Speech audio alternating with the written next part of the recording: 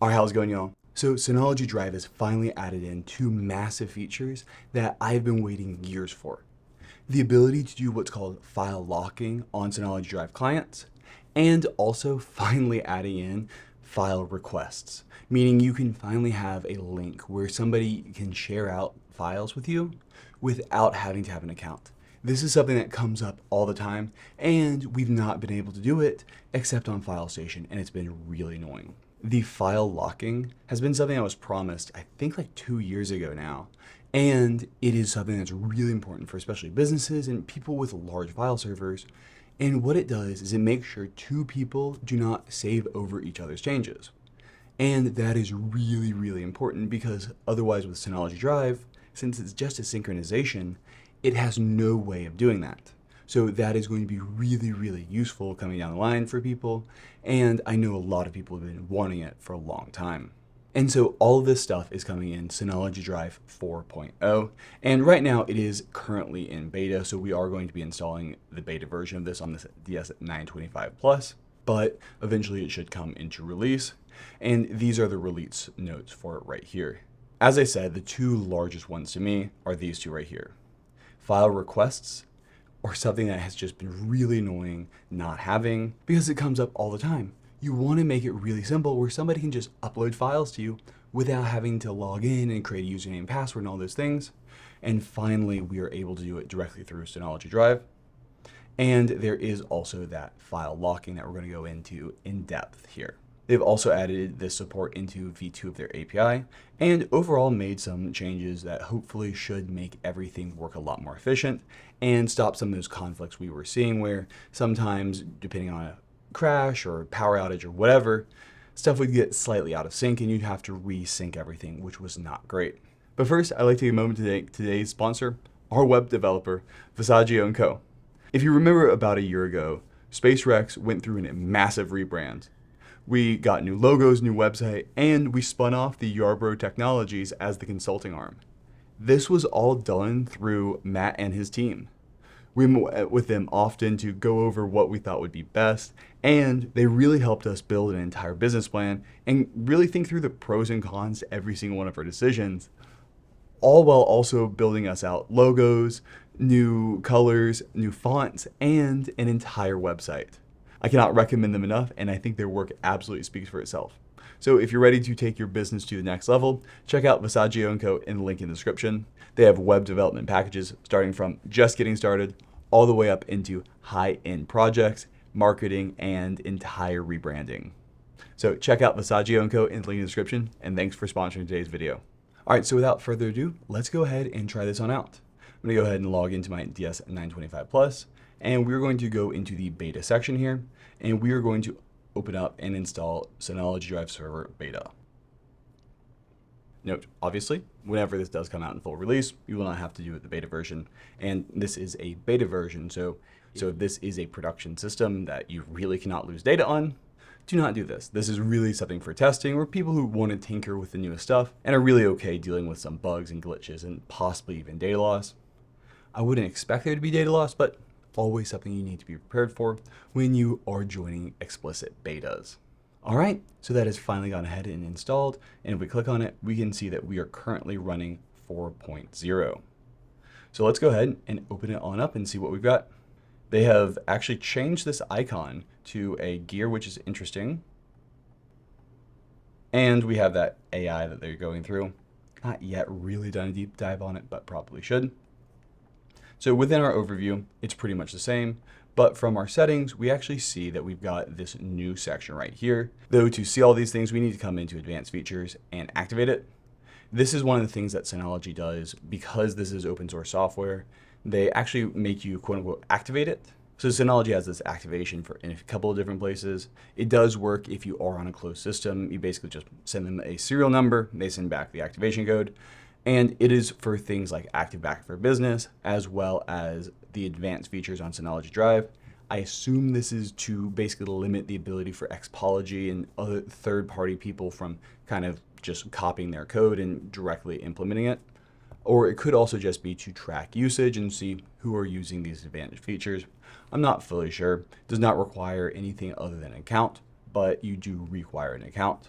So now that we've gone ahead and done that, we can see it is activated. We can come into our settings. We can actually see all of our pieces here. The really useful thing is going to be this allow file request. And you have the ability to choose out your various options, including only allowing specific people, requiring passwords, and requiring dates. So you say only for 30 days open, which is a great thing to have on there. There's also the shared label section, which they're really using to try to globally organize files and make it so that only certain people can apply labels to things and have it so you have a very clean, organized system, which for certain people I'm sure is going to be very useful who really do live in that Synology Drive ecosystem and are trying to make sure that everybody's following standard practices. So you make sure that only the people in accounting can maybe say generate official reports and all of those different things and label them as such. I've not really delved into the deep labeling side of things, but I think it is going to be quite useful for specific workflows. And then the big one right here is the file locking. We'll go ahead and enable that. We can say auto file locking. I'm going to go into the weeds of all this later on though. So while we're at this, I do also want to come back to an important thing that I think a lot of people miss, and that is this recycling bin. And this is one of the most confusing things on the planet because there's no documentation I've been able to find about it, but I would highly recommend having an empty schedule for this recycling bin. Even if you do not have versions of recycling bin, what I found is Synology Drive uses this empty bin as a time to also clean up the database. So especially if you've got tons and tons of files, maybe at one point you had versions, all those kinds of things, having this running on a schedule is very, very good. So definitely go ahead and check that out. It is separate from the recycling bin and recycling bin schedule on regular shared folders, which is just very confusing in my opinion. But especially if you found Synology Drive to be somewhat slow, definitely hit an empty now. And if this takes more than half an hour, 10 minutes to run, you probably had a ton of junk in there and you may find your Synology Drive performance getting a lot better. All right, so now let's just jump in and check out the new Synology Drive. And they do also have the ability to add in your team folders here as well. And this is where we can see the file requests, the shared labels. All right, so overall, Synology Drive, the actual web interface, has not changed too much other than those two added bars. Here, we can go ahead and create this file request, which is something that I have been really waiting on for a while. We can go ahead and choose right here where we would like the files to go, which is great. And they also have the ability to choose kind of what structure we've got, create a folder after the name of the uploader, or actually just append all the files with whoever uploaded it. So it depends on the workflow you're looking for. And you've also got the ability to have an expiration and a password. So once we go ahead and create that, we will get this link right here. I'm going to go ahead and open it up in a new private browser. And right here, it's a very nice interface. We're going to go ahead and say add files, computer, and we'll go ahead and upload the zip file. And it's got a nice interface, add more files. And this right here is the name that will be uploaded. And it has just been uploaded. So we're going to go ahead and close this guy and let's just see what happens. So we can see under file request, we get a nice tab. And let's go ahead and see how that worked. Perfect. So we can see right here, these are all the files I've uploaded based off of the name, and it is right in the folder that was requested. We can also come in over here and delete that guy on out. So now nobody else will be able to use that link. Overall, it is very similar to how FileStation works, which is not a bad thing in the least. I think the interface is a little bit cleaner, and this is just something I know a ton of people are going to really like. What I would love to get is I would love to get an automatic email notification or something like that whenever this does go through. Let's see if I get any alerts. I did not get anything in Notification Center. Try refreshing. I'm going to really quickly check and see if they have it in the emails yet. And unfortunately, it does not look like there's currently any way of generating notifications whenever a request does get files uploaded to it. I think that would be really nice. We will be able to see it over here in our logs. So we can check off and actually filter for it to find all of them. But I really do wish that there was a way to like have an automatic email notification sent every time a batch of files came through. That's something I've had a lot of people ask for in the past, and currently it does not seem as if you're able to do that. But still, this is a welcome update to something that is really useful to a lot of people for being able to just get people to send files in a way that is locally hosted and you don't have to worry about Dropbox. So another key part of these updates is that addition of the API for certain things. And if you've not seen it, Synology Drive, maybe about a year ago, added in a API. And at first it was pretty bare bones, but they are working on expanding it, which is really useful. I actually currently use this in our consulting workflow to automatically send out files to clients. And it has gone from version 1 to version 2. Version 2 does require 4.0 or later. And it does have that ability to generate the file requests right here. The one thing that it cannot do, as far as I'm aware, and I've spent a fair amount of time doing this and actually had to have a hacky Python script that I found that basically uses the internal API, not the publish API, to do this stuff, is there's no way of creating a public link as far as I'm aware. For whatever reason, it seems as though the only way to do this with the sharing link is to create one that is shared to a specific user and not public. There's no way of setting the password or anything like that, or just making it sure that anyone can have it. The only people you're able to share these links with are users. I've gone through, and if anybody's been able to find it, I checked through all their documentation, tried as much as I could. I spent a long time at this, and I was just not able to find how to create a shared public link through this, which should not be that hard. So if anybody's had the ability to do that, that would be great. Overall, I think the API is quite solid. Other than that, the documentation's a bit bare bones. They do have some nice, hey, this is how you do it, but really it's just one per option. And whenever you get a response code, there isn't really much information on it. So for things like, hey, if you get error code XYZ, what does that actually mean? What is that tied to? It is a bit bare bones here, but it definitely could be a lot worse, and it is really nice to have. Overall, the implementation from my perspective was actually quite easy. There have been a couple of odd things on just like what you're allowed to paste in where, does it take an ID, does it take an absolute path, all of those things, but really it has been quite nice to have, and from my experience has worked quite well and has been pretty darn stable. The one thing I would really like to see is the way to properly create a public link, which is something I think a lot of people would want to do. And for whatever reason, it's just missing from both V1 and V2 of this API, even when they created the ability to have that nice public file request. So I'm sure it's just something that they have overlooked, but I would love to see it on there. Overall, if you do need Synology Drive to have an automated workflow, it actually works pretty well. And so far, the API has been quite stable. So now on to the last really big thing, and that is the file locking. So I want to pull up, they've got some documentation on how the file locking works. So if we come in right here to the Synology Drive client documentation, we now have this glorious section of locking and unlocking files. It is not fully directly integrated with macOS, and it is an add-on on top. It is not native support just because file systems do not have native support for file locking in something like a local drive, because that's not really a concept until we started these synchronization programs.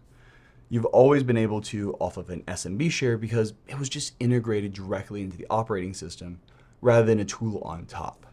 So this is a kind of overall locking on top of it. And so I really will be interested to see how this performs long term. And I do think that is why by default, when we came in over here, the file locking was disabled, and auto file locking has to be explicitly enabled as well.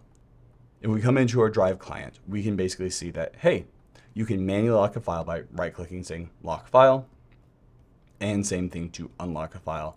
And admins and certain people will be able to override locks. So if somebody has locked it, left, whatever, you can go ahead and manually unlock it yourself. So the way file locking works is when you open a file that is locked, you're able to open it. But if you try to save it, you will basically get a message that, hey, you need to save this as a new file, which is exactly what you want. We can see there's 3 different cases where all of this works. There is the web portal, which has the ability to manually lock and unlock files. The mobile app, which you've got no options for, makes sense. And finally, Synology Drive Client. You can manually lock on Mac and Windows, but only Windows has the auto locking on. And auto lock really only works with Office documents and AutoCAD files, which is what I actually see a lot of people doing. I'm very interested in the AutoCAD side of things. A lot of my clients are architects and other engineers who use AutoCAD, and having that ability to have the locking would be huge, especially if it is stable. And it looks like for manual locking, you may actually have to do a full sync rather than on-demand sync, but we'll have to test that out really quick. So what I'm going to go ahead and do is I'm going to update my Synology Drive to 4.0. Easiest way to grab that is right here. And we're just going to update this thing on out and we'll get back to you. So we can see right here, I have updated to Drive 4.0. And at least at first glance, it would appear as though it has not broken my existing sync tasks to not a Drive 4.0, Drive 3.5 admin on another server. But we're going to go ahead and create a new link to this one right here. So this is the new interface, which I think is actually quite nice overall. We can see that by default, it actually is just kind of forcing you on the on-demand sync, which is actually really nice. I think it's going to be useful for a lot of people. And I'm actually going to go into that team folder, which will have the locking. It's also automatically organizing everything into this folder structure, which is really nice. I like this a lot. This previously required me to do a lot of work, and I think this is a much, much better interface for it all. So now I'm not seeing any lock menus right here, and this is a on-demand sync. Let me come in over to the admin console, or actually the web interface right here, and try locking a file. So we can come in right here, hit lock on it, and this will make everybody else be in a read-only manner, and we can see a little lock icon right there. And it does show us this little locked by you icon in there, which is actually quite interesting. We are also going to be able to unlock the file, which is great. And okay, we can lock files here. So you are able to lock files by actually going to the actual file. You have to do it on a file. You can't do it on a folder, which makes a lot of sense. So we can see that it is locked by me. And if I go ahead and refresh this web interface, we can see that it is locked there as well. All right, so right now we've only got this little icon. Really what we want to do is test out and see how this works. So what I'm going to go ahead and do is create a new doc. And we're just going to go ahead and save it on the NAS under this test folder. Now, I want to check out and see what happens when I try to edit it. I'm going to go ahead and open this in a new private browser and log in with another user. So I am now logged in with this user Bob, and I am going to lock this file. Now, I'm going to go ahead and open up that folder. We can see that it is locked by others. And it is actually working directly within Mac OS, which is actually pretty impressive. We can either unlock it because we have the ability to as admins, or we can duplicate it. And so just like that, we essentially created a new version because it did that automatically. Now let's go ahead and see what happens if directly through Pages, I try to unlock it. Because I have the ability to, I was able to unlock it. Okay, so when I unlocked it, macOS let me, but it did not release the lock to this guy. So what it did end up doing was it did end up creating that conflict file. So I would have to come in over here, unlock it, and then I'm able to. So the unlock button, even though I could, did not seem to work directly in there. But overall, it actually is very well integrated and is working way better than I thought it would. Obviously, this is something that needs a ton of testing, but this is what a lot of people have been looking for a very long time. And the integration directly into macOS Finder is phenomenal. Got to test this on Windows. And overall, if this is as stable as it's looking at least right now, this is going to be a massive feature that a ton of businesses have been waiting on. And it's actually, in a lot of ways, the reason why I have been having a lot of businesses instead use SMB over VPN, because that ability to file lock has overall not been there. All right, well, that's going to be it for this. If you have any other questions, put those down in the comments below. And if you want to hire me, there's a link for that down in the description below. And have a good one. Bye.